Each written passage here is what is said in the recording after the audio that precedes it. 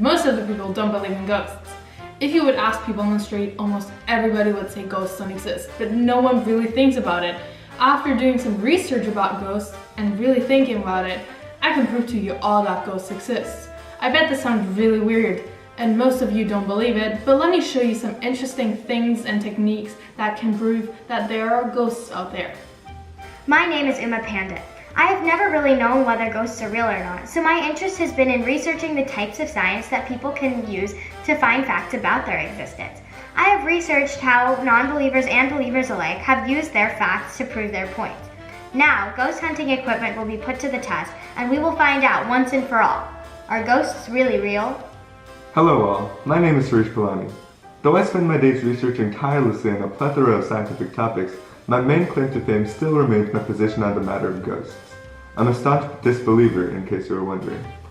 However, very few of my fellow skeptics seem to be willing to publicly defend our position. It is for that reason that I have stepped up to the plate, appearing on this show to bring justice, once and for all. Okay, so the first thing we always have to keep in mind about being successful ghost hunters is that we always have to bring our equipment. And what kind of equipment might that be? I'll show you. First, we will use an infrared thermometer. This was one of the most common tools that ghost hunters use to identify paranormal activity. How do you use it? I'm guessing it's used to identify cold spots. Do you mean cold spots? Yeah, I think that sounds about right. Okay. Anyways, we use a thermometer to measure the temperature within a circle as we speak to the surrounding spirits in the air. The temperature drops without explanation, so naturally the only possible conclusion is ghosts. The science behind it is all very difficult to understand, so let me simplify it for you. Since ghosts are beings made entirely of energy, they must attract other forms of energy, including heat, transporting it from the surrounding area to physically exist in our dimension. This is what makes the area in the circle notably colder. Wow, science explains everything. You got that right. Our second piece of equipment is the spirit box. It is a machine that continuously scans radio frequencies at a predetermined rate, generating white noise and radio wave interference, which ghosts can manipulate to form words. That sounds kind of scary. It is very scary, very. You know what's scary? How ridiculous that sounds. How do you expect to interpret these findings? EVPs are sounds found in electronic recordings, which are known to be the voices of the spirits from beyond, which means ghosts. Seems legit. You're deceiving yourself. How do you know these things aren't anomalies? I'll prove it to you. If you ask a specific enough question that no living soul could ever answer, it scientifically means ghosts. Okay, so where do we start? See, she's convinced. First, we stand in a circle. How big? Oh, just big enough for the ghosts to fit. Okay.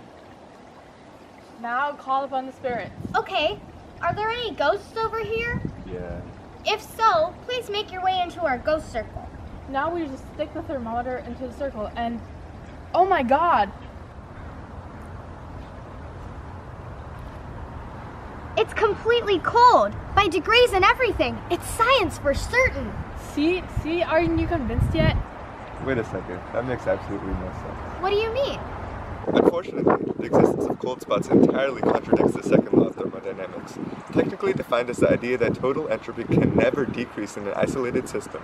The second law can be simplified to the following for our purposes. Heat will naturally flow from a hotter body to a colder body. If cold spots were a thing, it would contradict the statement entirely, forcing us to deem either ghosts or the entire field of physics as fraudulent. That choice seems pretty simple to me. I must have been covering the thermometer with my hand. By accident. It could have been an anomaly. Right. Sorry guys, I really dropped the ball on this one. I could have convinced all of you that there was a cold spot when there wasn't one. Yeah, a thermometer in a circle definitely would have convinced me. Well, if that didn't convince you, maybe this will. Let's move on to the spirit box.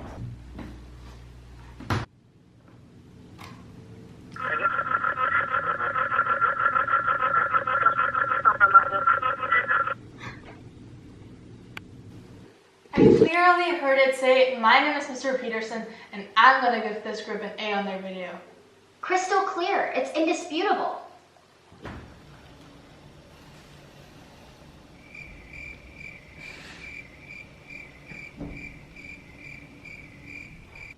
We both heard it. Yeah, Harish, the ghosts did it. You're just finding meaning in insignificant whispers. What do you mean?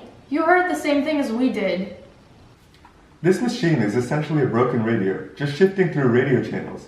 All you're hearing is random snippets of the radio, which you insist are ghosts. You're imposing meaning on the nonsensical audio you're hearing, and tricking yourself into thinking there's something when there isn't. So, we expected to hear something and therefore found meaning in nothing? I'm afraid so. It's a sham. Oh, I knew it all along. You didn't. You believed me. Only because your portrayal of pseudoscience was deceptive. You used scientific words to convince others, but upon closer investigation, your science was wildly invalid. Yeah.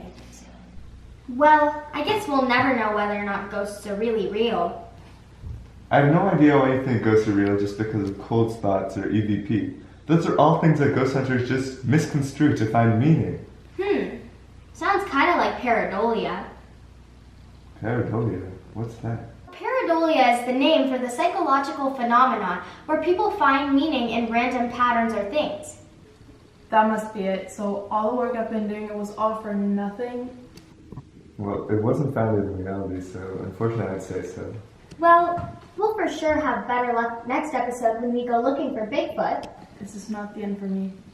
As we conducted our research about the field of ghost hunting, we noticed two types of equipment that run on scientific principles that do not actually prove anything about ghosts, but ghost hunters try to portray their findings to be fact. Electronic voice phenomenon found through the use of spirit boxes is an invalid means of finding facts, as the recordings are often thought to be that which they are not.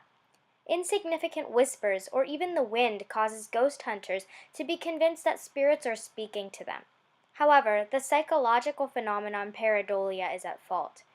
The spirit box is simply shifting through radio channels, and the sounds that are heard are the result of small snippets of the radio being broadcast through the machine. Pareidolia is what convinces people that these findings are evidence of ghosts. Cold spots are also thought to be evidence of ghosts. Because ghosts are made of energy, ghost hunters believe that they can create cold spots in areas in which ghosts are present. However, this contradicts the second law of thermodynamics, and sometimes ghost hunters even find cold spots because they had been warming the thermometer with their hand or are measuring the temperature inside a circle and not accounting for the temperature outside of the circle, which could very well be the same.